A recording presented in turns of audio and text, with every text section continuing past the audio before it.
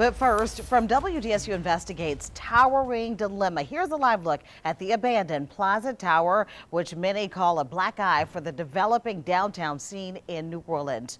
The 45-story building has become a destination for the homeless population. Travers Mackle and WDSU Investigates tells us many are questioning why the city isn't doing more to get the iconic building back into commerce.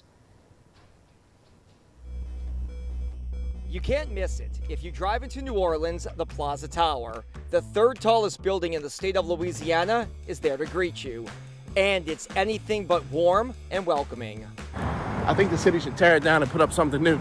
This is what the property looks like ground level. And we came out to get people's reaction to see what the average New Orleanian thinks about the current conditions of this building. And to do that, I used a cell phone. I think it's an eyesore for the city. With the last hurricane that came, a piece of the building fell off in the middle of the street right there, and it stayed there for like a week. But probably the harshest critic of this blighted skyscraper. It is a building that is in disrepair, and it has been left to rot. Cassandra Sharp, a warehouse district activist who can see the tower from her home on Julia Street.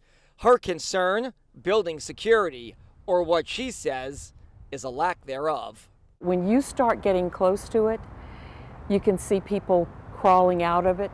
Sharp says the graffiti and garbage inside the fencing makes her believe it's becoming a haven for the homeless near downtown.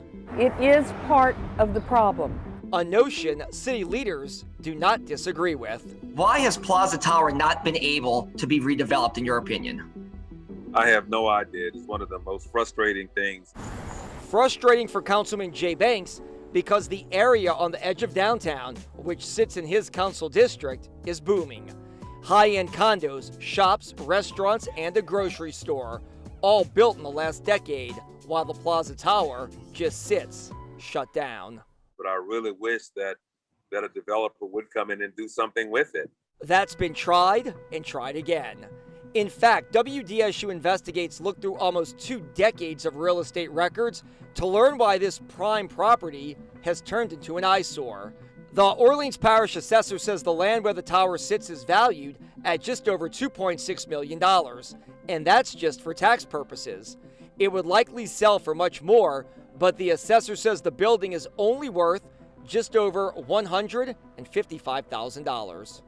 End of the day, you've got to have a lender and investors that are willing to step up to get a project done. And for something like that, you're talking about a $150 million project. Cress Gardner is a local real estate agent who specializes in commercial properties. The major structural and just complexity of that project are, I think, what's kind of really kept it from being put into commerce. Real estate records show how the Plaza Tower's market value has plummeted. In 2005, after Hurricane Katrina, it sold for $20 million. Back then, there was a big ribbon cutting and the project was set to be high-end condos. But an insurance dispute dragged out among the then owners, and the building went untouched. It sold for an undisclosed amount back in 2007, and when the Plaza Tower sold again in 2011, the price was a paltry $650,000. WDSU Investigates pulled the records at the assessor's office, which show the current owner as Alexandra Land and Development. Ryan Yeager, the son of real estate magnate Joe Yeager, is the listed agent. In a written statement, Joe Yeager tells us, Plaza Tower won't be taken to the financial market until after the first of the year. Prior to COVID, we had our prospectus together and had engaged a broker to take the project to financial markets to secure financing. Today, the financing markets for hospitality projects are not interested at this time, and we are hoping that next year, financing will loosen up. Can the city, either the council or the mayor's office, do anything to prompt action from the developer? I'm not sure legally we have the authority to do that other than ask them. So why not just implode the building, drop it like 2 other past properties in recent years in the city of New Orleans? Coming up all new tonight at 10, we continue this investigation. We let you know why experts say imploding this building would be virtually impossible. For now, reporting on Howard Avenue, I'm Travers Mackel, WDSU News. Gina, Sulla, back to you.